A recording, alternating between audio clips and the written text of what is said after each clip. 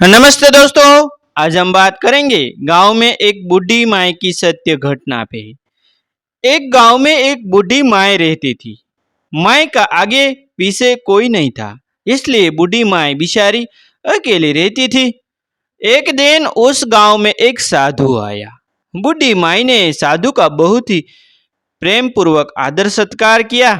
जब साधु जाने लगा तो बूढ़ी माई ने कहा, महात्मा जी, आप तो ईश्वर के परम भक्त है। कृपा करके मुझे ऐसा आशीर्वाद दीजिए जिससे मेरा अकेलापन दूर हो जाए। अकेले रह रह करके अब हूँ थक चुकी हूँ। साधु ने मुस्कुराते हुए अपनी झोली में से बाल गोपाल की एक मूर्ति निकाली और बुढ़िया को देते हुए कहा, माई, ये लो, आपका बालक है। इसका अपने बच्चे की तरह प्रेम पूर्वक लालन पालन करते रहना। बुढ़िया माई बड़े लाड प्यार से ठाकुर जी का लालन पालन करने लगी। एक दिन गांव के कुछ शरारती बच्चों ने देखा कि माई मूर्ति को अपने बच्चे की तरह लाड कर रही है। नटखट बच्चों को माई से हंसी मजाक करने ही सूझी।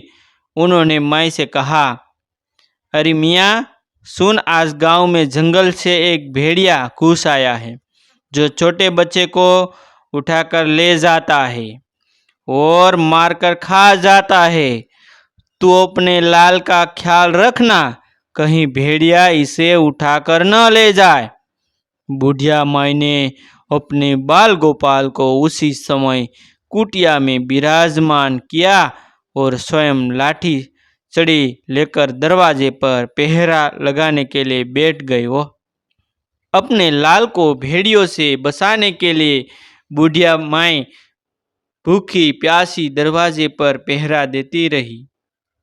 पहरा देते देते एक दिन बीता, फिर दूसरा, तीसरा, चौथा और पांचवा दिन बीत गया। बुढ़िया माई 5 दिन और 5 रात लगातार बगैर प्ले के झुकाए भेड़िया से अपने बाल गोपाल की रक्षा के लिए पहरा देती रही। उस भोली भाली मियाँ का यह भाव देखकर ठाकुर जी का हृदय प्रेम से भर गया। अब ठाकुर जी को मियाँ के प्रेम का प्रत्यक्ष रूप से आस्वादन करने की इच्छा हुई।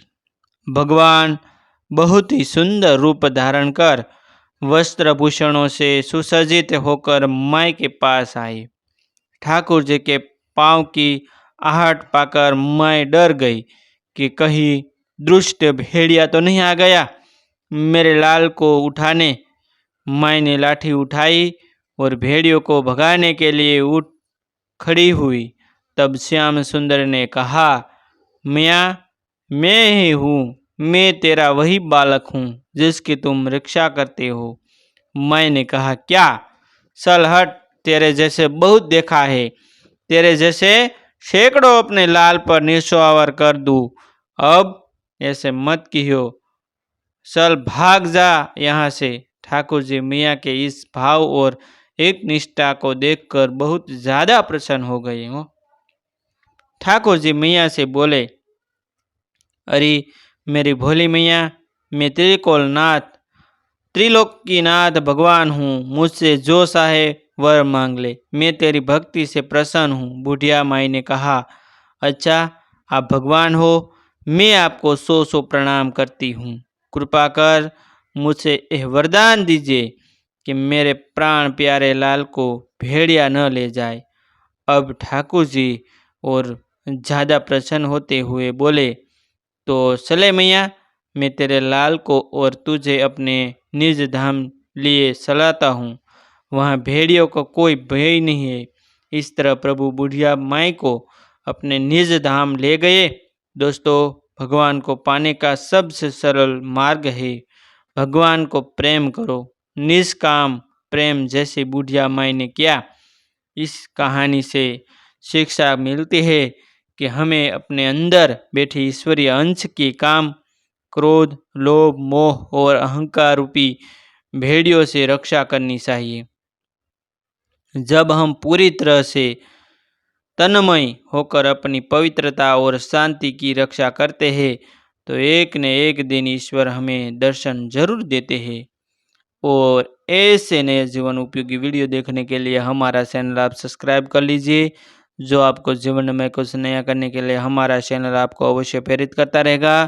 थैंक यू दोस्तों, मिलते हैं एक न्यू वीडियो के साथ, एक न्यू स्टोरी के साथ। तब तक बनी रहिए हमारी चैनल के साथ। Thank you.